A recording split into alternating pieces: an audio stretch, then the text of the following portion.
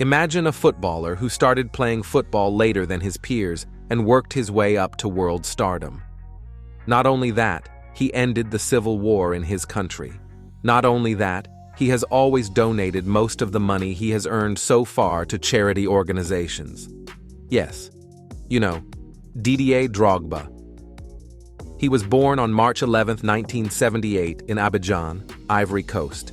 Due to the famine and lack of work at the time, he immigrated to France with his family and settled in Antony, a suburb of Paris. Drogba's first professional contract was with Le Mans, one of the French second division teams. However, he failed to perform as he wanted here. His late start and injuries wore him down for 2 seasons. In 2002, when he transferred to Guingamp, he attracted attention with 17 goals in 32 games. Transferred to Marseille for €4,300,000 in the 2003-2004 season, Drogba had a dream season. Making 51 appearances in all competitions, Drogba scored 30 goals and was voted the player of the league in France. They also reached the final of the UEFA Cup, but could not win against Valencia. But Drogba was still the star of this team. In the 2004-2005 season, he would transfer to the club that would become his legend. Jose Mourinho, who had won the Champions League with Porto, had put Drogba at the top of his transfer list because Drogba had caught Mourinho's attention while playing for Marseille.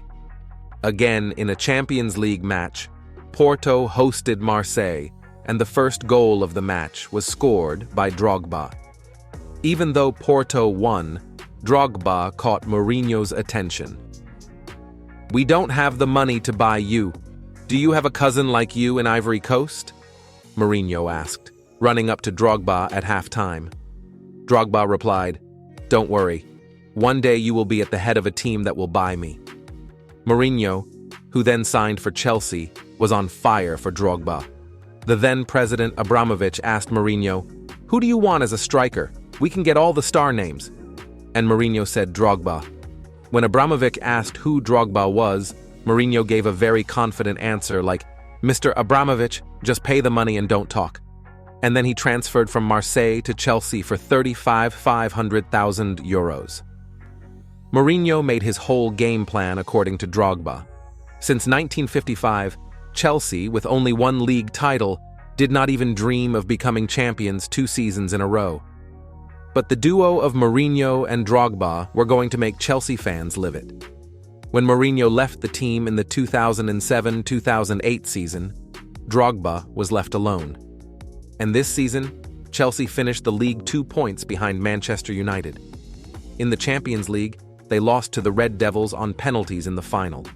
In the 2009-2010 season, Chelsea signed Ancelotti and won both the league title and the FA Cup.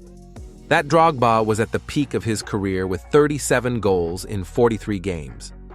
In the 2011-2012 season, Chelsea reached the final of the Champions League and lifted the trophy in extra time thanks to Drogba's goal and the contributions of other teammates.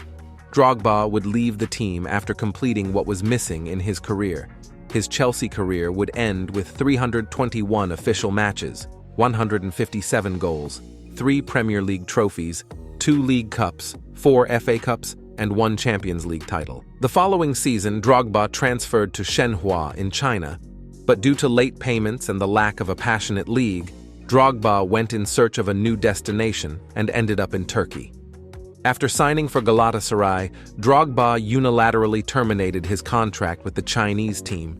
This star, who transferred to Galatasaray mid-season, was to face Real Madrid in the last 16 of the Champions League. The Spaniards won the first match 3-0 at home. The second match was a living hell. In 45 minutes, he scored 5 goals without conceding 2. The third goal came from a great ball from Drogba. The fourth goal came from Drogba, but was not counted because it was offside.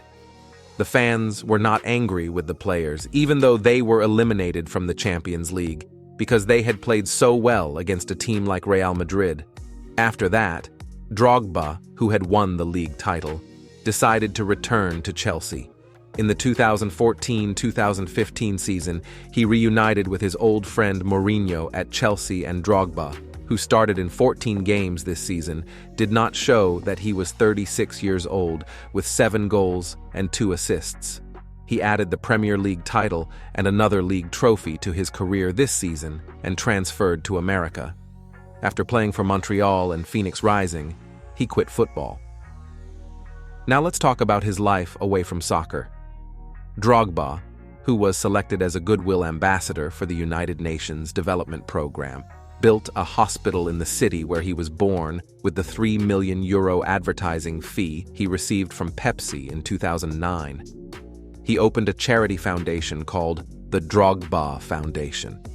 Can a soccer player end the civil war in his country? Drogba and his friends did it. On October 8, 2005, Ivory Coast qualified for the World Cup by defeating Sudan. Meanwhile, the Ivory Coast team was celebrating live in the locker room. Everyone was laughing and having fun. Then Drogba suddenly took the microphone and said, "Gentlemen, ladies and gentlemen, those in the north, south, center, west, east of Ivory Coast, today we have shown that all the people can be one, united for one cause. We promised that the celebrations would unite people.